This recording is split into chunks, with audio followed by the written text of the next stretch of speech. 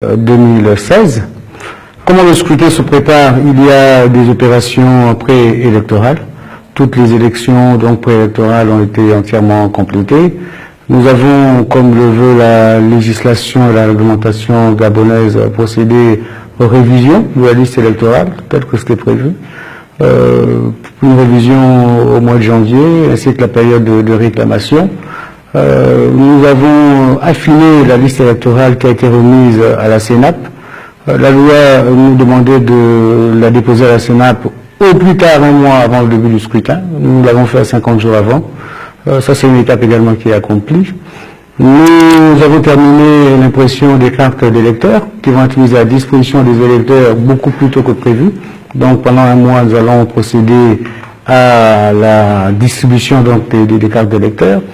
Nous avons par ailleurs mis en place également un ensemble de commissions, la commission des observateurs, puisque nous allons recevoir plusieurs observateurs, qui soient nationaux ou internationaux. Donc il y a un dispositif spécial qui a été mis en place. Une commission sécurité a également été mise en place. Il faut dire que la commission sécurité concerne la mise à la disposition des candidats qui le souhaitent, des candidats à l'élection présidentielle qui le souhaitent, de personnel de sécurité de défense pour assurer donc leur sécurité pendant toute cette période. Il ne nous reste plus qu'à transmettre le matériel donc électoral à la commission électorale nationale autonome et permanente, donc la CNAP, le matériel qu'on devrait leur transmettre d'ici la fin de la semaine prochaine. Je peux dire que à 5 semaines d'élection présidentielle, tout porte à croire que nous n'allons rencontrer aucune difficulté organisationnelle.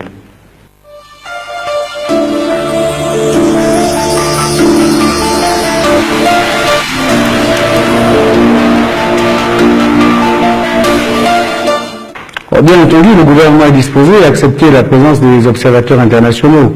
Et c'est dans ce sens d'ailleurs que j'ai reçu les très hautes instructions de son Excellence, Monsieur le Président de la République, chef de l'État, donc Monsieur Ali Bongo Ondimba, ainsi que du professeur Daniel Olandor, Premier ministre chef du gouvernement, qui insiste sur la question de la transparence donc, de notre élection au Gabon.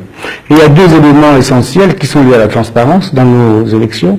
Le premier élément, c'est d'abord la qualité de la liste électorale. C'est pour ça que nous avons adopté donc la biométrie dans notre liste électorale, ce qui fait que la liste transmise à la CNAP, qui compte un peu plus de 628 000 électeurs, c'est une liste qui est stable, qui est fiable.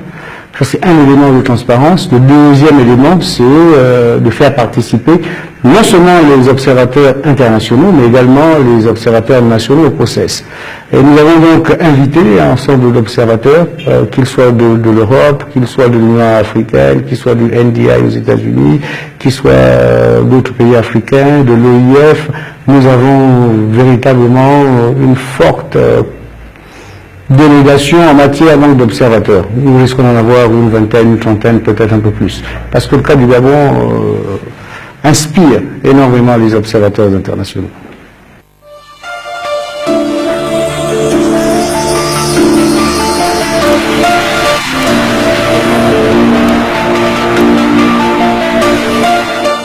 J'ai entendu ces plaintes venir ici et là, pas seulement de l'opposition, hein, même également de la majorité, mais je crois qu'il y a une méconnaissance en réalité de tout le dispositif légal et réglementaire en matière d'organisation de réunions publiques. Pour organiser une réunion publique, il faut faire une demande. On adresse une demande et il y a des délais. Ces délais sont limités à un maximum de 76 heures avant le début de la manifestation. Et ce qui se passe souvent, c'est que les responsables politiques ou d'associations écrivent au ministère de l'Intérieur pour informer d'une manifestation et demander l'encadrement de la manifestation. J'entends par exemple qu'il y a un collectif de membres de l'opposition qui veut organiser un rassemblement public demain samedi 23 au rond-point de la démocratie. J'ai été saisi, mais dans la saisine qu'ils m'ont faite, ils m'informent uniquement qu'ils vont se retrouver. Et ils me demandent après d'encadrer une marche qui partirait donc de la Cité de la démocratie pour aller vers le Carrefour Zéanglong et la place de la Tolérance. Évidemment, l'État je ne me sens pas, en tant que ministère de l'Intérieur, concerné par l'autorisation de cette rencontre, puisqu'il n'y a pas une demande qui a été formulée, mais plutôt simplement une information qui m'a été donnée. Donc, en tant que ministère de l'Intérieur, je considère qu'il n'y a pas de rassemblement public et que donc le ministère de l'Intérieur n'a pas donné son accord. Et c'est ce genre de malentendu que souvent nous avons, où les partis politiques ou les associations saisissent le ministère de l'Intérieur, leur donnent des informations et confondent la demande d'information à la demande d'autorisation. Deux choses totalement différentes. Donc vous écrivez, une association, un parti politique, on écrit au ministère de l'Intérieur, et généralement, s'il n'y a pas grosse perturbation sur la voie publique, nous accordons les autorisations et nous encadrons effectivement ces manifestations.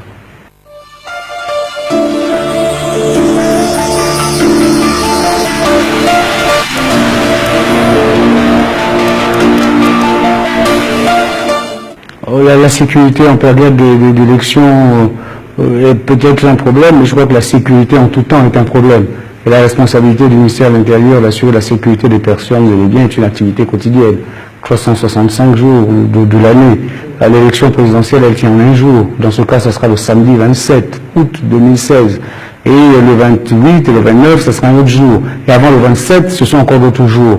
Donc nous sommes préoccupés en règle générale par la sécurité des personnes et des biens. Il n'y a pas de raison que, parce que nous organisons une élection, la sécurité des personnes et des biens soit beaucoup plus mise en danger que d'autres jours. Bien entendu, étant également observateur de la vie politique nationale et internationale, à la demande de la Sénat, nous prendrons certainement les dispositions qu'ils demanderont de prendre pour non seulement sécuriser, si besoin est, je dis bien à la demande de la Sénat, donc les centres de vote, et dans tous les cas, nous avons l'obligation légale d'assister la Sénat au convoyage également donc, de tout le matériel électoral après les dépouillements, au moins les urnes jusqu'au centre, aux commissions de la Sénat. Je peux vous rassurer que toutes les dispositions sont prises pour que le quotidien des Gabonais se passe comme il se passe normalement.